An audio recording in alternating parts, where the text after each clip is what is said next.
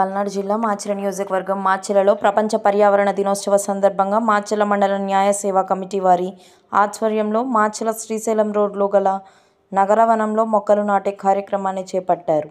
ఈ కార్యక్రమానికి ముఖ్య అతిథిగా Macherla junior civil judge Srinivas Kalyan హాజరై మాట్లాడుతూ ప్రతి ఒక్కరూ మొక్కలు నాటి వాటిని సంరక్షించి పర్యావరణాన్ని కాపాడాలని పిలుపునిచ్చారు.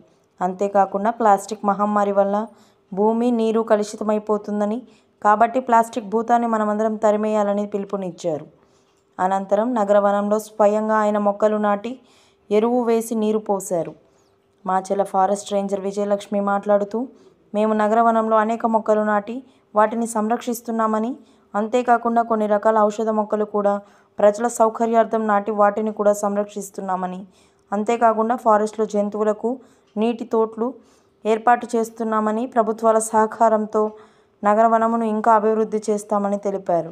ఈ కార్యక్రమంలో Macherla bar association president Ramesh మాట్లాడుతూ, పర్యావరణ పరిరక్షణకు తమ వంతు బాధ్యతగా మీ పుట్టినరోజున, పెళ్లి రోజున మొక్కలను నాటి వాటిని సంరక్షించాలని, ప్రతి ఒక్కరూ ఈ విషయం గురించి ప్రజలలో అవగాహన తీసుకొని రావాలని తెలిపారు.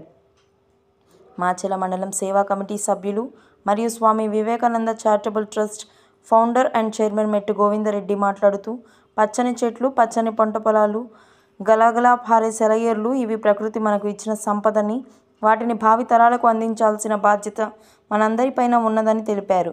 కాబట్టి ముఖ్యంగా మన పిల్లలకు, విద్యార్థులందరికీ పర్యావరణం గురించి, మొక్కలను నాటి వాటిని సంరక్షించే బాధ్యతను గురించి, నీటి పొదుపు గురించి, ప్లాస్టిక్ నివారణ గురించి వారిలో అవగాహన పెంచాలని పిలుపునిచ్చారు. ఈ కార్యక్రమంలో సీనియర్ న్యాయవాది గుంజె వరప్రసాద్, న్యాయవాది శేషిరెడ్డి, ఫారెస్ట్ అధికారులు తదితరులు పాల్గొన్నారు.